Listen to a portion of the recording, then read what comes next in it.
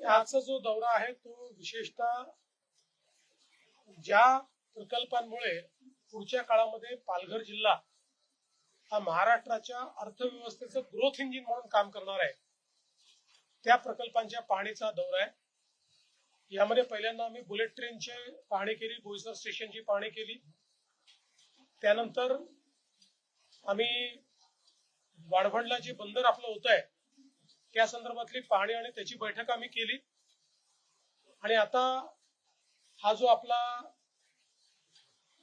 नवीन offshore airport आपल्याला करायचा आहे त्या संदर्भातलं आता आमच्यावर प्रेझेंटेशन झालं, आता आम्ही त्याची पण पाहणी करणार आहोत। जो आपला कोरे बीच आहे त्याच्या जवळ आपण देशातलं पहिलं ऑफशोर एअरपोर्ट तयार करण्याचा निर्णय केलाय। प्री फिजिबिलिटी रिपोर्ट मध्ये ही जागा फिजिबल म्हणून आलेली आहे। आता आजच त्या संदर्भात डिटेल्ड प्रोजेक्ट रिपोर्ट डीपीआर तयार करण्याचे आदेश मी दिले आहेत।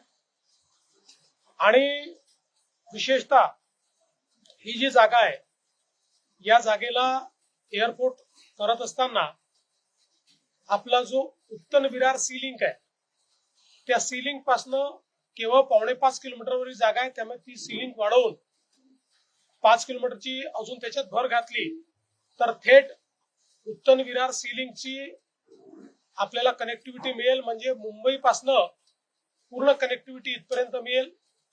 जवळपास हा 50-52 किलोमीटर तिथपासून येणार आहे किंवा मुंबईच्या एअरपोर्ट पासून येणार आहे। नवी मुंबई एअरपोर्ट पासून 59 किलोमीटर हा 69 किलोमीटर हा येतोय। आणि दुसरं आपलं बुलेट ट्रेनचं स्टेशन हे याच्यापासून जवळ येत आहे, त्यामुळे एक प्रकारे हा जो सगळा आपला पालघर जिल्ह्यातला जो अर्बन भाग आहे त्या अर्बन भागाला एक मोठी कनेक्टिव्हिटी ही या एअरपोर्टमुळे मिळणार आहे। आणि साधारणपणे 2050 पर्यंत मुंबईमध्ये जी काही एअर ट्रॅफिक आपण अपेक्षित केलेली आहे, 2 एअरपोर्टचा विचार केल्यानंतरही जवळपास त्या ठिकाणी मोठ्या प्रमाणात एक गॅप पडते। ती गॅप हा एअरपोर्ट भरून काढेल। 2 रनवेचा एअरपोर्ट असेल, त्यामुळे 2050 सालापर्यंत मुंबईला जी काही पॅसेंजर कॅपॅसिटी आहे ती कॅपॅसिटी क्रिएट करण्याकरता एअरपोर्ट अत्यंत महत्वाचा आहे।